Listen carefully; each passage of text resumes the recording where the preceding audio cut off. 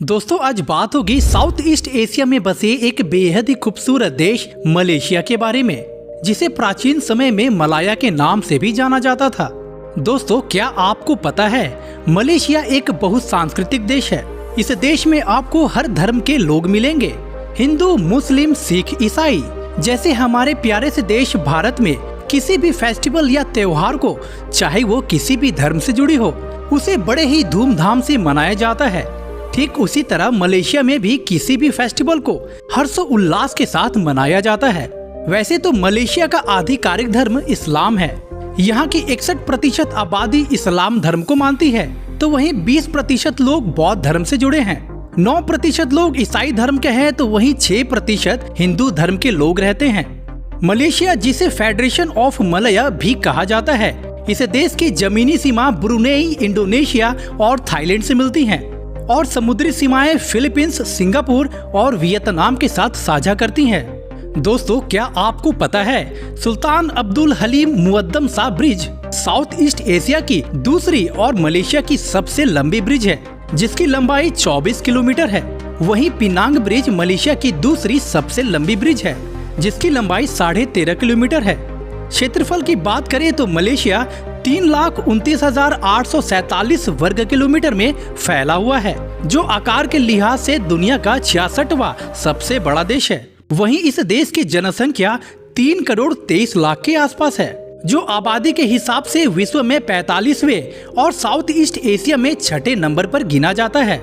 इस देश का कॉलिंग कोड +60 है और यहाँ के लोग बाईं ओर गाड़ी चलाते हैं। दोस्तों मलेशिया की अर्थव्यवस्था साउथ ईस्ट एशिया में इंडोनेशिया और थाईलैंड के बाद तीसरी सबसे बड़ी और मजबूत अर्थव्यवस्था है।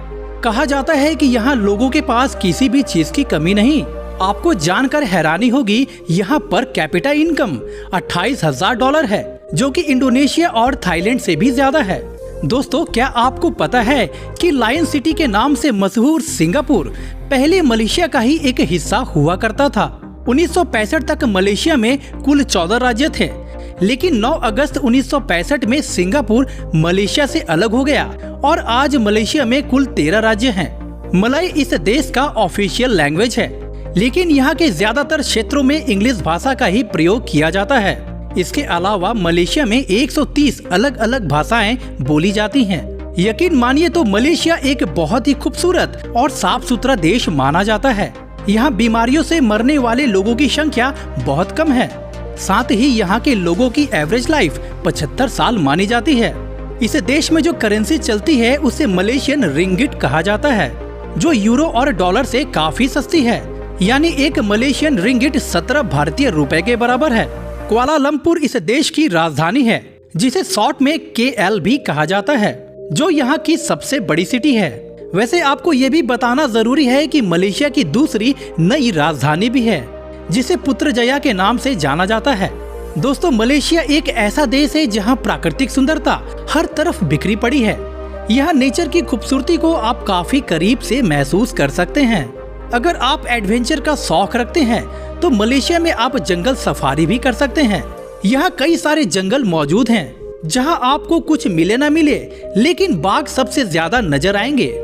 मलेशिया को अगर हम अमीरों का देश भी कहें तो कुछ गलत नहीं होगा, लेकिन क्या आपको पता है कि 1970 से पहले यह देश इतना अमीर नहीं था और उस समय इस देश की GDP कृषि पर ही निर्भर थी। लेकिन 1980 के बाद इस देश की इकोनॉमी काफी तेजी से बढ़ने लगी और आज मलेशिया साउथ ईस्ट एशिया के सबसे अमीर देशों में गिना जाता है। अगर आपको बड़े बड़े मॉल में शॉपिंग करना पसंद है तो आपको बता दूं, मलेशिया अपने बड़े बड़े शॉपिंग मॉल के लिए भी जाना जाता है। साथ ही यहाँ के स्ट्रीट फूड अगर आपने एक बार खा लिया तो इसका स्वाद आप कभी नहीं भूलेंगे। इस देश की और एक बात जो आपको बहुत पसंद आएगी, यहाँ के लोग बड़े खुले विचार के होते हैं और बाहर से आए लोगों को बहुत आदर सम्मान देते हैं। सच मानिए तो यहाँ आकर आपको सब कुछ अपना जैसा फील होगा। तो दोस्तों आज के लिए बस इतना ही। चलिए तो आपसे फिर मिलते हैं एक नए वीडियो में। जय हिंद, जय भारत।